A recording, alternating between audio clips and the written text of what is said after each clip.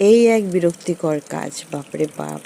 তো আজ দুপুরে করব করলা ভাজা। আমি না আগে দানাগুলো ফেলে দিতাম, তারপর যখন থেকে শুনতে পেরেছি দানাটা খাওয়া ভালো তখন থেকে ফেলি না। তো এখানে করলা ভাজাটা বসিয়ে দিয়েছি, আর আলু কাটা দেখে বুঝেই যাচ্ছ আর কি করব। তো যতই কাজের চাপ থাকুক, এই যে ফল খাওয়া কিন্তু আমি ভুলি না, কাজের ফাঁকে আমি একটু খেয়ে নিই।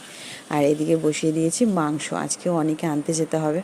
মাংসটা সম্পূর্ণ করা হয়নি, কষানোর পরে আমি স্নান করে চলে আসছি রেডি হয়ে, এখন অনেকে আনতে যাব, তারপরে এসে আবার মাংসটা করব।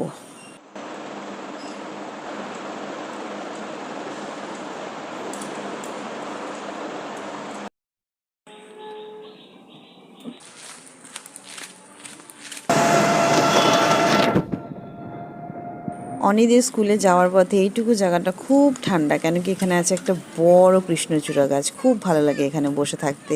আগে বসে থাকতাম অনি যখন ছোট ছিল।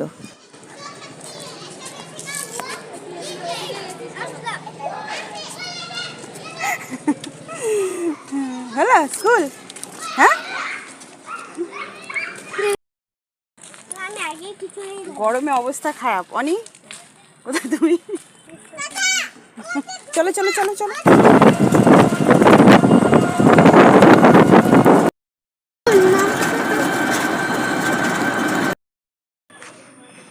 এদিকে অনির স্নানের জল বসালাম, আর মাংসটা যেটুকু ছিল সেটা এখন কমপ্লিট করব।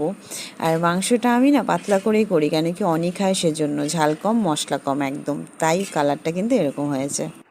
তো সমস্ত কাজকর্ম হয়ে গেছে, বড় ছেলে কখন স্কুল থেকে আসে সেটার অপেক্ষা করছি, ছোটো জনকে খাওয়ানো হয়ে গেছে, ও আসলে ভাত খাবো।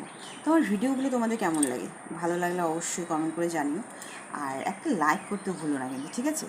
তো চলো দেখা হবে আবার পরে। তো চলো, টাটা।